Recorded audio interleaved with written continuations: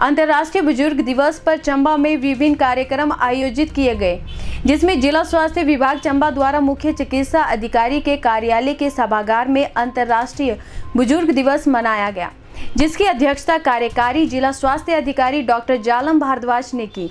इस कार्यक्रम में विभिन्न संस्थाओं से आए लोगों की उच्च रक्तचाप और मधुमेह की जांच भी की गई। वहीं चंबा की ओबड़ी डिस्पेंसरी में भी बुजुर्ग दिवस के अंतर्गत कार्यक्रम का आयोजन किया गया, जिसमें उच्च रक्तचाप और मधुमेह की भी जांच की गई।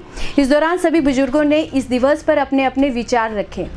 मेरा नाम नीता ठाकुर है, महिला स्वास्थ्य कार्यकर्ता हूँ। मैं सब सेंटर माइका बाग अंडर पीएससी चनेट में कार्यरत हूँ और आज हमने अपने उप स्वास्थ्य केंद्र माइका बाग में अंतर्राष्ट्रीय बुजुर्ग दिवस मनाया, जिसके अंतर्गत बुढ़ापे में होने वाली स्वास्थ्य संबंधी समस्याओं के बारे में बुजुर्गों को अवगत करवाया। जैसे कि वृद्धावस्था में मोतियाबिंद हो सकता है, बीपी हाई हो सकता है, डिप्रेशन में जा सकते हैं, भूलने की बीमारी लग सकती है उनको, और इसके साथ शुगर, शारीरिक शरीर में भी परिवर्तन हो सकता है, शारीरिक परिवर्तन, पेशाब संबंधी समस्याएं हो सकती हैं। ओके, आज का दिन यूनाइटेड नेशंस ने वर्ल्ड सिटीजन डे के रूप में मनाया जाता रहा है और इसकी शुरुआत 1 अक्टूबर 1991 को हुई थी और तब से लेकर समूचे विश्व में ये वर्ल्ड सीनियर सिटीजन डे के नाम से मनाया जाता है। हमारा जो नेशनल सिटीजन डे है इंडिया का, वो 21 अगस्त को मनाया जाता है। ये दिन क्यों मनाया जाता है, इसके पीछे क्या उद्देश्य है? इसमें सबसे बड़ा उद्देश्य तो ये है कि जो व्यक्ति अपने जीवन के 60 साल से ज़्यादा समाज के लिए देता है, अपने परिवार के लिए देता है, तो परिवार उनके प्रति कैसी भावना रखता है, समाज उनके प्रति कैसी भावना रखता है और उनकी क्या समस्याएं होती हैं। जैसे कि हम सभी जानते हैं कि हमारी जो रिटायरमेंट एज है जनरली 58 के बाद जो व्यक्ति है वो गवर्नमेंट जॉब से रिटायर हो जाता है। कुछ 60 में होते हैं, कुछ 62 में होते हैं, कुछ 65 में होते हैं। लेकिन आफ्टर रिटायरमेंट जो एक गैप है वो गैप आ जाता है बिटवीन द यंगर जनरेशन। एक जनरेशन गैप आता है और उस जनरेशन गैप में कभी ये लगता है उस व्यक्ति को कि जो समाज के प्रति सब कुछ करता रहता है और जब समाज उसके प्रति उतने ढंग से उसको दे नहीं पाता है, तो शायद उसकी जो फीलिंग्स हैं उन फीलिंग्स में उसको कैसा महसूस होता होगा, ये सभी को जानना बहुत ज़रूरी है। और शायद ये वो समय भी है कि जब हम सभी देखते हैं कि इस समय वर्ल्ड पेंडेमिक है कोरोना का, और इसमें जो सबसे ज़्यादा गंभीर स्थिति है वो है सीनियर सिटीजन्स की। सीनियर सिटीजन्स के साथ जब उनके साथ कुछ दूसरी बीमारियां भी जुड़ी हों, जैसे कि हार्ट है, जैसे कि शुगर का है, जैसे दूसरा किडनी का है, और इस ढंग से अगर कुछ उसके साथ कुछ बीमारियां भी हैं तो वो ज़्यादा प्रोन है टुवर्ड्स कोरोना, जिसका कि अभी तक कोई इलाज नहीं है। ये ठीक है कि हमारे भारत में एक जो परिवार है, परिवार के लोग जो हैं वो अपने बुजुर्गों का ध्यान रखते हैं, लेकिन फिर भी ये देखने में आया है कि कई परिवार जो हैं वो अपने बुजुर्गों का ध्यान ठीक ढंग से नहीं रखते हैं।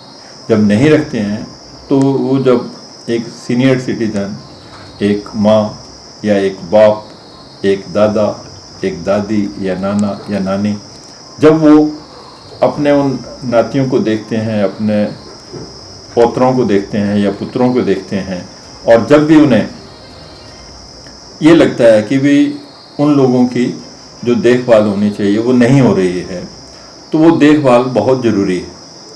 शायद इसीलिए, शायद नहीं, मैं ये कहूँगा कि इसी कारण से उनका ध्यान रखने के लिए ये दिवस जो है, इस दिवस को पूरे विश्व में मनाया जा रहा है और ऐसे ही हमारे भारत में भी मनाया जा रहा है।